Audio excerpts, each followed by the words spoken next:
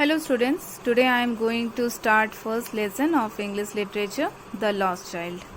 In this video I will tell intro and then summary of this lesson. So first I am going to start with intro of the lesson, The Lost Child. Okay, so let's start the topic. The Lost Child is the story of a small child who gets lost in a fair. He had gone with his parents to the fair, but loses them when he gets engrossed in looking at a roundabout swing.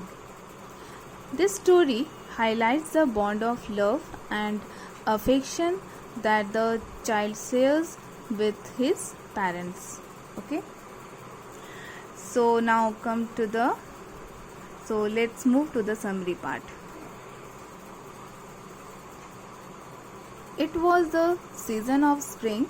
The people of the village came out of their houses in colorful attire and walked toward the fair. A child, along with his parents, was going to the fair and was very excited and happy. He was attracted to the stalls of toys and sweets. Though his father got angry, but his mother pacified him and diverted his attention toward other things. The child moved forward, but once again lagged behind because his eyes were caught by one thing or the other every now and then. As they moved forward, the child wanted the various things on the stalls. His mouth watered seeing sweets decorated with gold and silver leaves. He wanted his favorite burfi, but knowing that his parents would refuse on the ground that he was greedy, he walked ahead. Then he saw beautiful garlands of gulmohar, but did not ask for it. Then he saw balloons, but he knew very well that his parents would deny due to the fact that he was too old to play with balloons, so he walked away. Then he saw a snake chamber and a roundabout swing.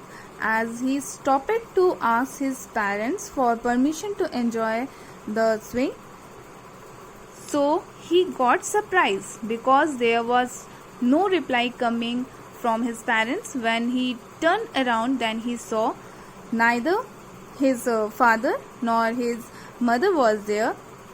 Now the child realized that he was lost. He ran here and there, but he could not find them. The place was overcrowded. He got terrified, but suddenly a kind-hearted man took him up in his arm and consoled the bitterly weeping child. He asked if he would like to have a joyride, but the child sobbed, "I want my father and I want my mother." The man offered him sweets, balloons and garlands, but the child kept sobbing and he only saying that "I want my father and I want my mother."